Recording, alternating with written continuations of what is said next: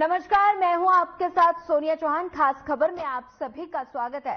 हरियाणा में भी कांग्रेस ने उम्मीदवारों का ऐलान कर दिया है। कांग्रेस ने गुरुवार को हरियाणा की 8 लोकसभा सीटों के लिए अपने उम्मीदवारों में इसमें पूर्व केंद्रीय मंत्री कुमारी शैलजा, राज्यसभा सदस्य दीपेंद्र हुड्डा प्रमुख नाम है। शैलजा को सिरसा से, दीपेंद्र हुड्डा को रोहतक से प्रत्याशी बनाया गया। वहीं पार्टी की ओर से जारी उम्मीदवारों की सूची के अनुसार उसने हरियाणा युवा कांग्रेस के अध्यक्ष दिवांशु बुद्धिराजा को करनाल लोकसभा क्षेत्र से पूर्व मुख्यमंत्री मनोहर लाल के खिलाफ चुनावी मैदान में उतारा।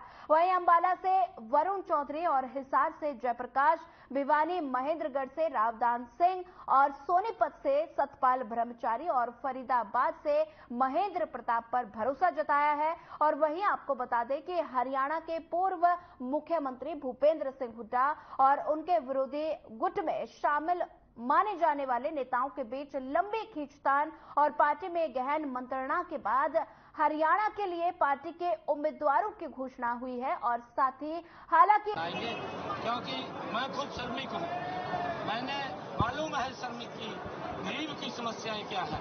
नरेंद्र मोदी जी एक गरीब परिवार से आते हैं, उसको मालूम है कि देश के गरीब की समस्याएं क्या है। आज देश का गरीब व्यक्ति नरेंद्र मोदी जी के साथ कंधे से कंधा मिला। पूरा महीना लगा है इनको लिस्ट तय करने में और रोज इनकी लड़ाई हुई है।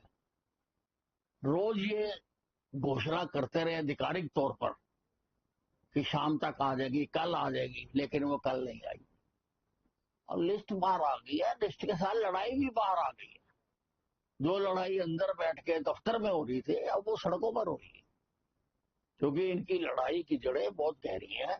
वो जड़ें अपना असर जरूर दिखाएंगे। नहीं, अब कौन किसका क्या है ये तो ऐसा कोई कह नहीं सकते हैं। अब ये पता लगेगा आगे कौन कौन कहाँ का क्या करता है। ये बहुत स्वागत योग्य कदम है ये माननीय उच्चतम न्यायालय का, कि नॉन इशू को इशू बना रहे थे और वो तो रोने का इशू बना रहे थे, क्योंकि उनको हार लिखी सामने नजर आ रही है। तो वो तो ये इशू बना रहे थे कि भाई जब बाद में रोना है तो वीवी पैट का नाम ले लेके रोना है।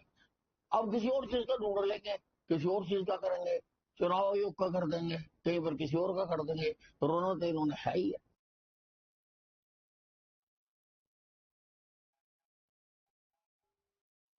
उम्मीदवारों का ऐलान कर दिया है। और साथ ही कांग्रेस ने गुरुवार को हरियाणा की 8 लोकसभा सीट के लिए अपने उम्मीदवार घोषित किए और इनमें पूर्व केंद्रीय मंत्री कुमारी शैलजा, राज्यसभा सदस्य दीपेंद्र हुड्डा प्रमुख नाम है। शैलजा को सिरसा से और दीपेंद्र हुड्डा को रोहतक से प्रत्याशी बनाया गया। वहीं पार्टी की ओर से जारी उम्मीदवारों की सूची के अनुसार उसने हरियाणा प्रदेश युवा कांग्रेस के अध्यक्ष दिवांशु बुद्धिराजा को करनाल लोकसभा क्षेत्र से पूर्व मुख्यमंत्री मनोहर लाल के खिलाफ चुनावी मैदान में उतारा गया है। और अंबाला से वरुण चौधरी, हिसार से जयप्रकाश, भिवानी महेंद्रगढ़ से रावदान सिंह, सोनीपत से सतपाल ब्रह्मचारी और फरीदाबाद से महेंद्र प्रताप पर भरोसा जताया जा रहा है। और हरियाणा के पूर्व मुख्यमंत्री भूपेंद्र सिंह हुड्डा, उनके विरोधी गुट में शामिल माने जाने वाले नेताओं के बीच लंबी खींचतान और पार्टी में गहन मंत्रणा के बाद हरियाणा के लिए पार्टी ने उम्मीदवारों की घोषणा की है। हालांकि अभी गुरुग्राम के लिए पार्टी ने प्रत्याशी घोषित नहीं किया। कांग्रेस हरियाणा में आम आदमी पार्टी के साथ गठबंधन में चुनाव लड़ रही है और कांग्रेस 9 सीट और आम आदमी पार्टी कुरुक्षेत्र की एकमात्र सीट से चुनाव लड़ेगी। और साथ ही वहीं भिवानी महेंद्रगढ़ सीट से श्रुति चौधरी का टिकट काटा गया है।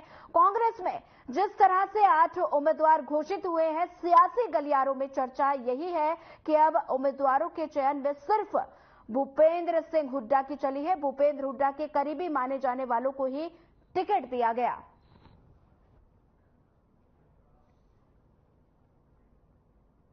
वहीं चर्चा में ज्यादा जानकारी के लिए हमारे साथ चंडीगढ़ से संवाददाता ओपी शर्मा हमारे साथ जुड़ गए हैं और सोनीपत से लाजपत हमारे साथ जुड़ गए हैं।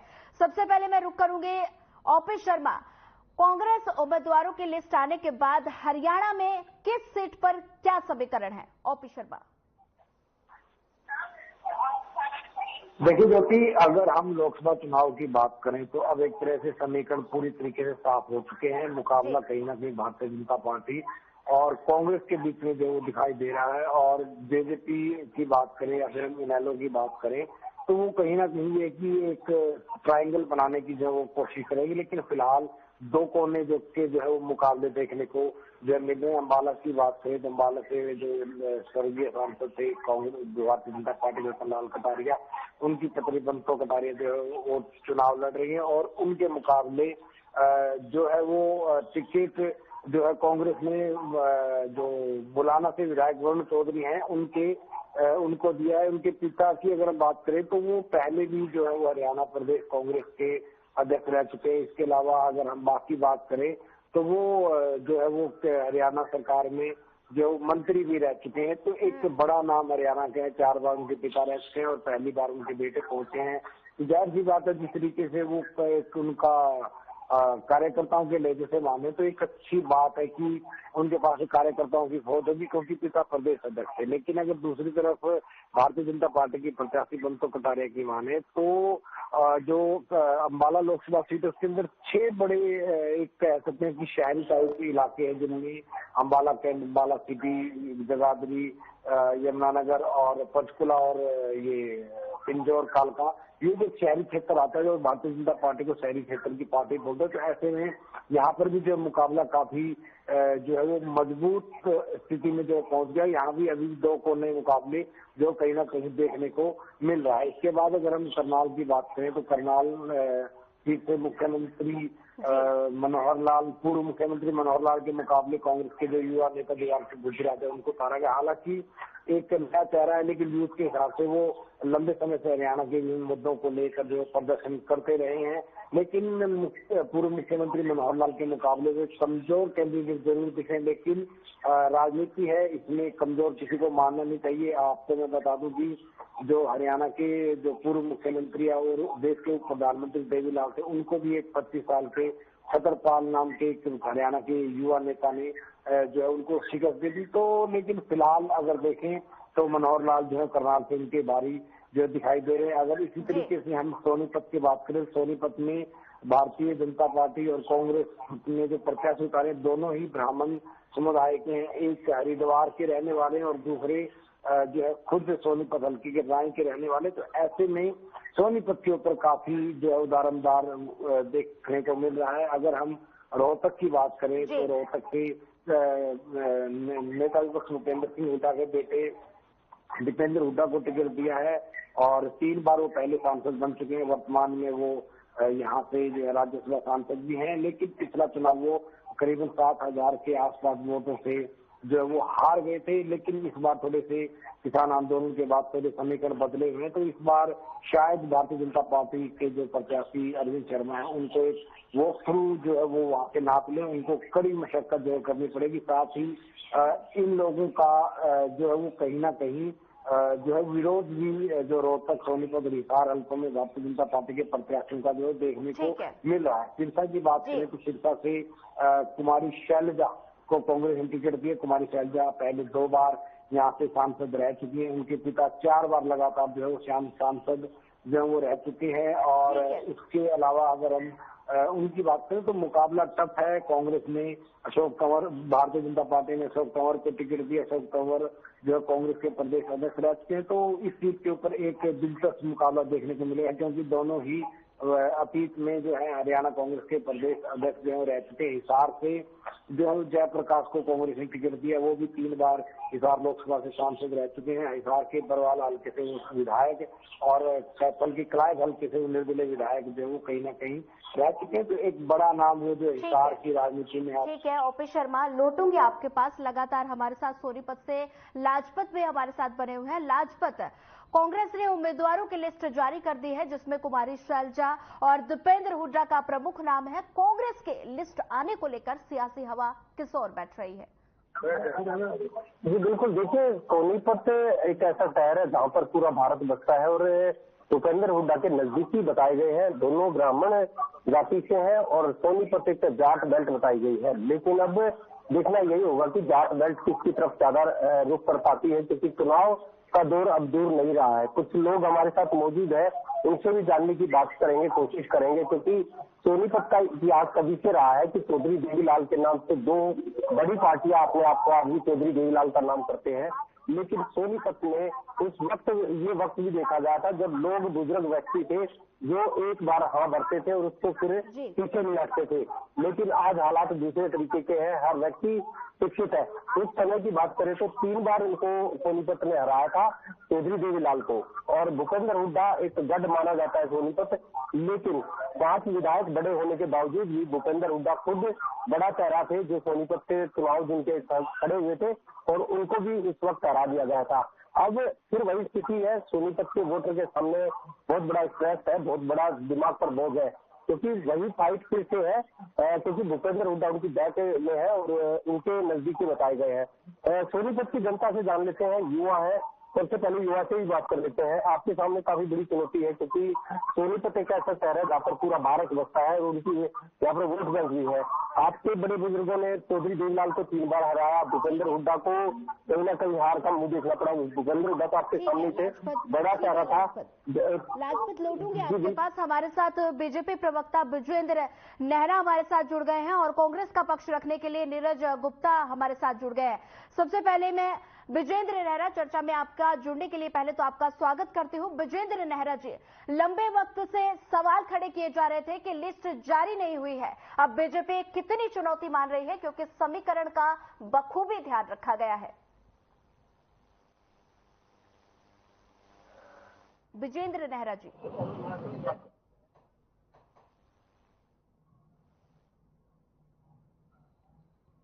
विजेंद्र नेहरा जी, आपको आवाज मिल पा रही है?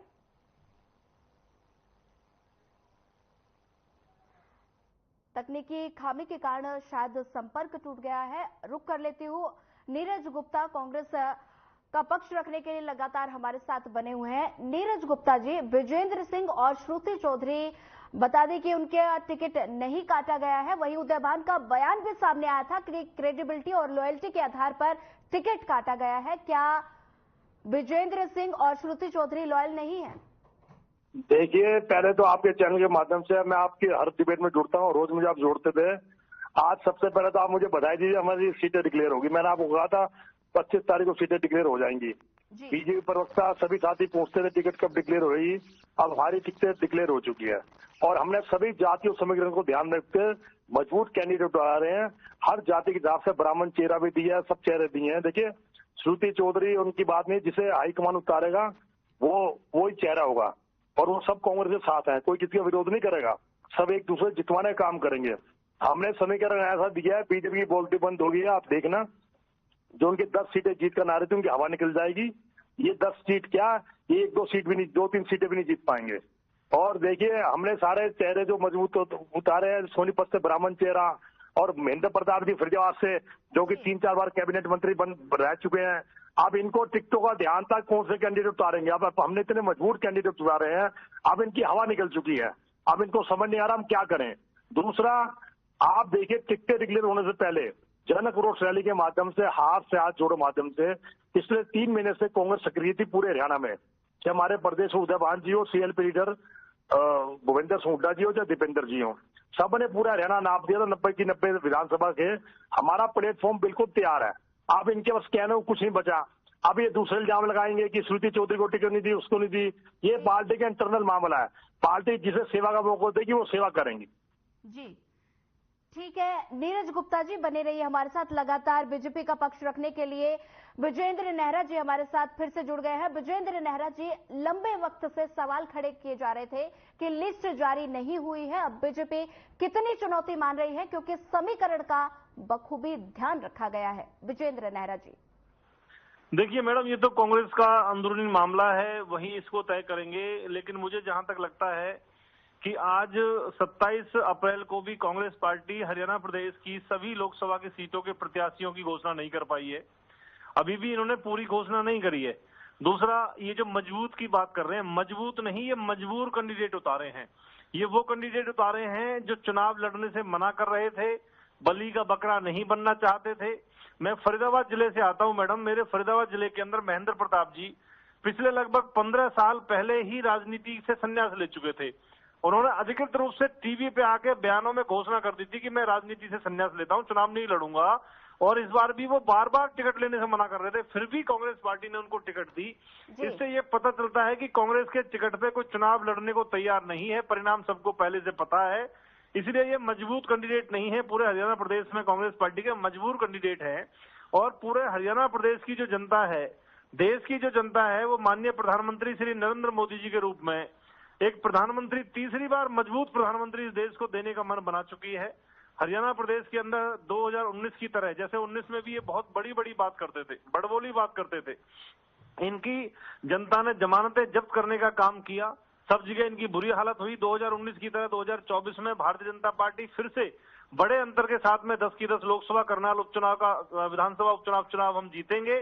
क्योंकि देखिए, जब इन्होंने टिकटों की घोषणा की है वो भी पूरी नहीं की है, तब तक तो भारतीय जनता पार्टी 70 से 80% चुनाव का प्रचार खत्म कर चुकी है। अब ये अपने चुनाव प्रचार की शुरुआत करेंगे और हमने 80% चुनाव प्रचार अपना समाप्त कर लिया। जनता के बीच में डोर टू डोर कैंपेनिंग हमारी हो चुकी है। आप मुझे बताइए, 1 महीने का भी समय अब नहीं रहा है, क्या 20 दिन के अंदर ये जनता के बीच में पहुंच पाएंगे? नहीं पहुंच पाएंगे। और जनता जानती है, समझती है, हर चीज को देखती है। और कांग्रेस पार्टी में जिस तरह से फूट है, जिस तरह से आपस में लड़ाई है, झगड़ा है, ग्रुप है, इतना लेट जो टिकटों में ये लोग हुए हैं, उसके पीछे कारण है कि एक दूसरे का कांटा निकालने में लगे हुए हैं। हुड्डा साहब कहते हैं कि आप लड़ लीजिए, वो कहते हैं हुड्डा साहब को लड़ना चाहिए। हुड्डा साहब कहते हैं पिछली बार मैं चुनाव लड़ा, हार गया, वो मेरी गलती थी।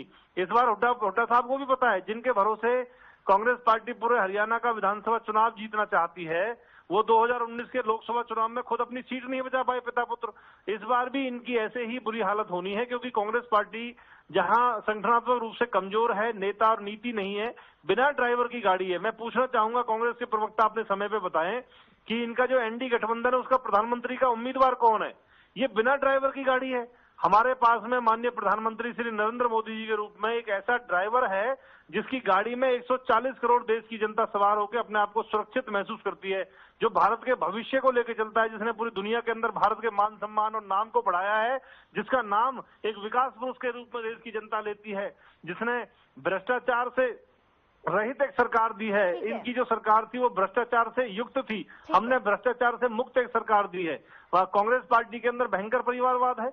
आप देखो, भ्रष्टाचार, परिवारवाद, तुष्टीकरण की राजनीति, समाज के एक वर्ग को लाभ पहुंचाने के लिए धर्म के नाम मैं बात करता हूँ कांग्रेस पार्टी के लोग। मैडम देखिए, मैं बताऊंगा, मैं जवाब देता हूँ, आपको बता देता हूँ मैडम, वो भी कंप्लीट कर रहा हूँ, मैं जवाब देता हूँ। हमारे साथ कांग्रेस प्रवक्ता नीरज गुप्ता भी बने हुए हैं, कंप्लीट कर रहा हूँ मैडम, समय दिया जाएगा। कंप्लीट कर रहा हूँ, कंप्लीट कर रहा हूँ 10 सेकंड में। ठीक है मैडम, सिर्फ इतना कहना चाह रहा था कि कर्नाटक में कांग्रेस पार्टी ने ओबीसी के आरक्षण में मुसलमानों को आरक्षण दे दिया। देश का SC ST OBC कभी कांग्रेस को माफ नहीं करेगा।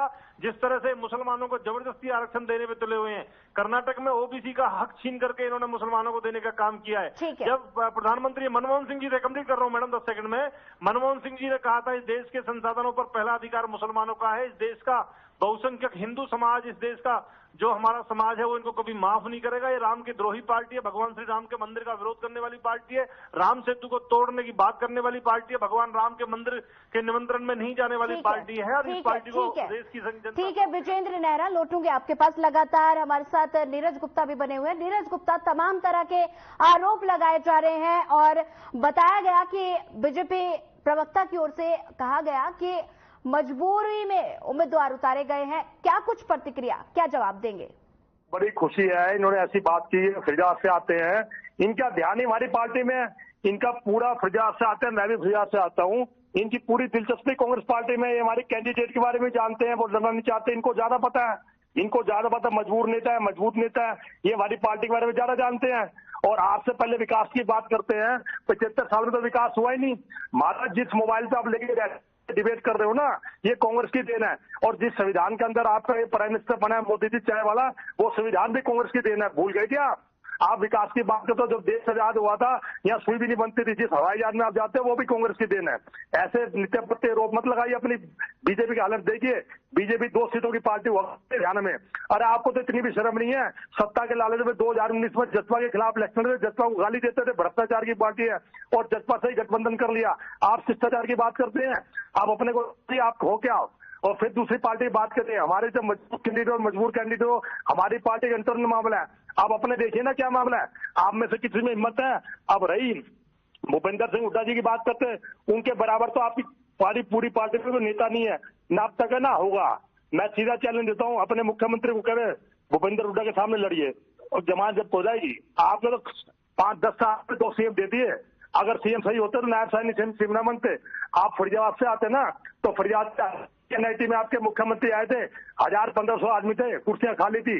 कहो तो मैं आपको वीडियो दिखाता हूँ। हमारी एक जनरल सभा भी करे, अगर विधानसभा का नेता भी पार करते, विजय प्रताप जी करें, तब भी 8-10 हजार आदमी हो जाते हैं। और आपके मुख्यमंत्री 1000-1500 आदमी नहीं बन पाए। आप फरीदाबाद से, इसलिए आपको बता रहा हूँ, आप गए भी होंगे, तो आप अपने पे ध्यान दीजिए। हमारी पार्टी मजबूत है, रही हमारी संगठन नहीं है। अरे बिना संगठन की 32 सीटों पर आ गए, संगठन हमारा तैयार है, सिर्फ नाम देना बाकी है, कार्यकर्ता हमारे उतरे पड़े हैं।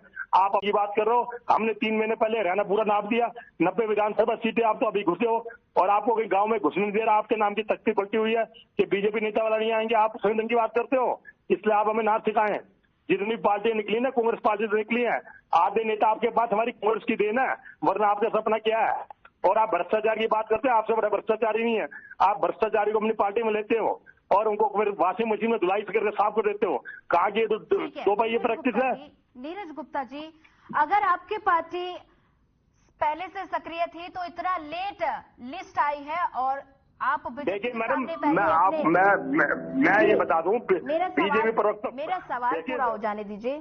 हाँ जी जी नीरज गुप्ता जी, अगर आपकी पार्टी इतनी सक्रिय थी तो आप बीजेपी के सामने अपने कैंडिडेट पहले आप लिस्ट उतार देते, पहले कॉन्फिडेंस तरीके से आप लिस्ट जो है वो जारी कर देते। इतने देरी क्यों हुई लिस्ट जारी करने में? प्रवक्ता को ज्ञान नहीं है। पिछले लोकसभा की आप सीटें देखिए, पिछले जितने भी लोकसभा इलेक्शन हुए हैं उससे पहले 15-20 पहले दिन सीटें डिक्लेयर हुई हैं। आपकी बार किसी को पता नहीं था, इलेक्शन कमीशन हरियाणा के इलेक्शन इतनी देर कराएगा 25 मई के। जब घोषणा हुई तो 2 महीने का टाइम बाकी था, 2 से 2.5 महीने का टाइम बाकी था। किसी को नहीं पता हरियाणा के चुनाव, पिछले लोकसभा का चुनाव देखिए 15-20 दिन पहले सीटें डिक्लेयर हुई हैं। इतना फर्क पड़ा है, बीजेपी ने 10 दिन पहले कर दी, हमारी 20 दिन बाद हुई है। और पूरा 1 महीना ये बात इससे कोई फर्क नहीं पड़ता। कोई भी नेता लड़े, कांग्रेस की नीतियां तैयार है, आप इनको खड़ी कर देंगे। इंडिया गठबंधन मजबूती से मुकाबला करेगा। और रही कह रहे हैं इंडिया गठबंधन का प्राइम मिनिस्टर कौन है, भैया जब टाइम आएगा वो भी बता देंगे।